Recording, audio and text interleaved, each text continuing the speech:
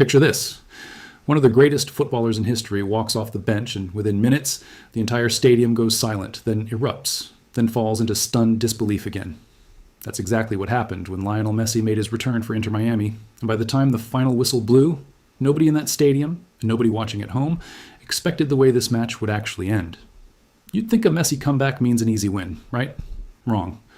What happened next flipped the entire story upside down, and if you stick around, I'm going to walk you through exactly how a match that looked won slipped away in the final minutes, and why that ending says more about this Inter Miami team than any highlight reel ever could.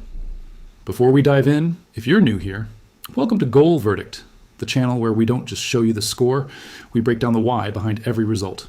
Hit that subscribe button and tap the like, because trust me, by the end of this video, you're going to want to see how this story unfolds in real time. So let's set the scene properly. Inter Miami had been dealing with a rough patch. Messi had been sidelined, and every game he missed felt like watching a car with no engine. The team was moving, but something crucial was missing. Then, finally, the moment fans had been waiting weeks for arrived. Messi was back on the bench, ready to check in, and the second half hadn't even properly settled before he was jogging onto the pitch to the kind of ovation that gives you chills even through a screen.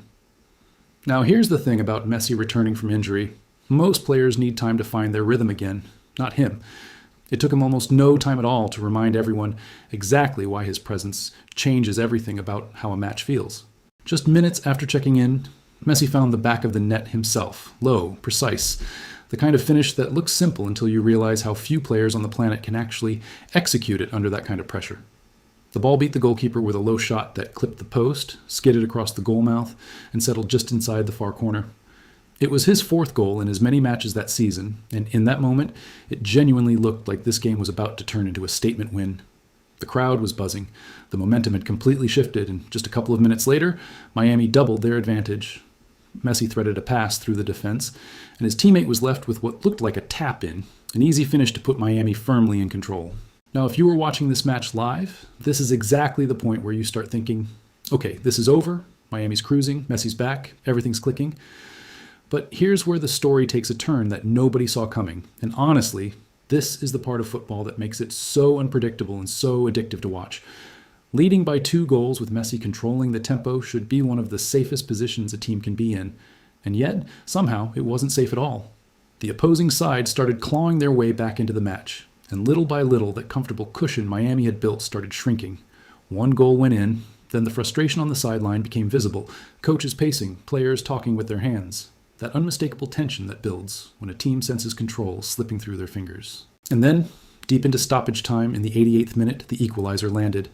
Just like that, a match that looked completely wrapped up turned into a 2-2 draw, and the stadium that had been roaring in celebration just minutes earlier fell into this strange, deflated silence.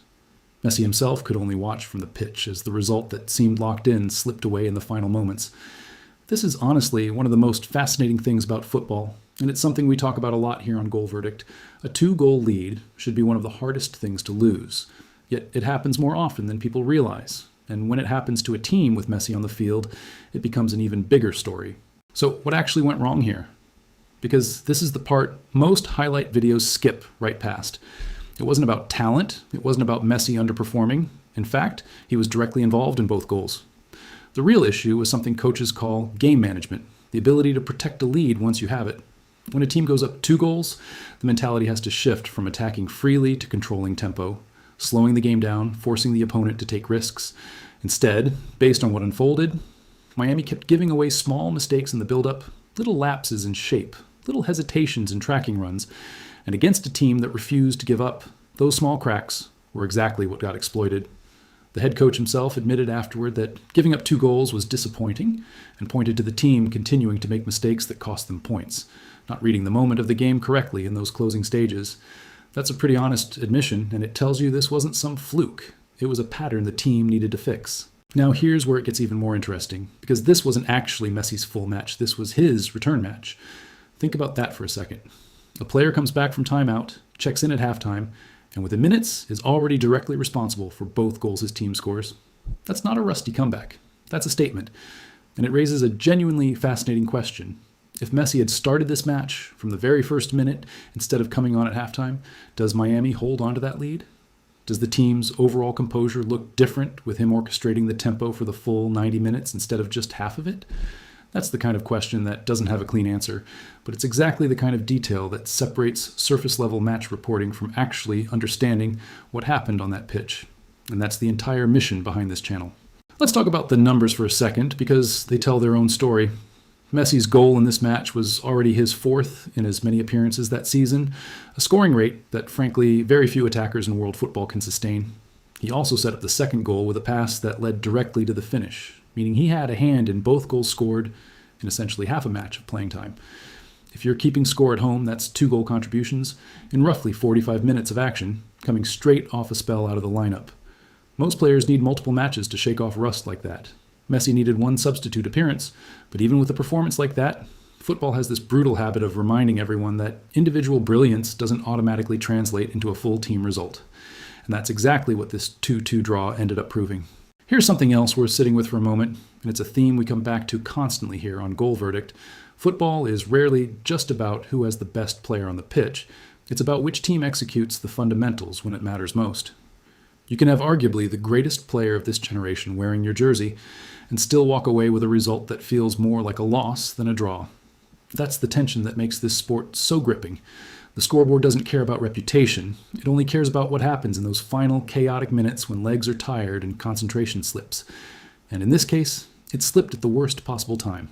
88th minute, deep into stoppage territory, the kind of moment where a single mental lapse costs an entire team 2 points. Now, let's zoom out for a second and think bigger picture, because a result like this tells you something about where this Inter Miami team stood at that point in the season. Games like this usually reveal one of 2 things. Either a team is building bad habits that will keep costing them points down the road, or it's a wake-up call that actually sharpens their focus going forward. The real test isn't this one match, it's what happens in the games that follow it. Does the coaching staff tighten up that late-game defending?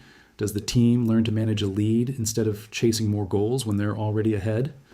Those are the details that actually determine whether a season becomes special or forgettable, and it's exactly the kind of pattern we track closely here. If there's one takeaway from this entire match, it's this. Messi's return proved once again that his impact on a game is almost instant, but it also proved that even his brilliance has limits when it comes to what happens after he creates the opportunity.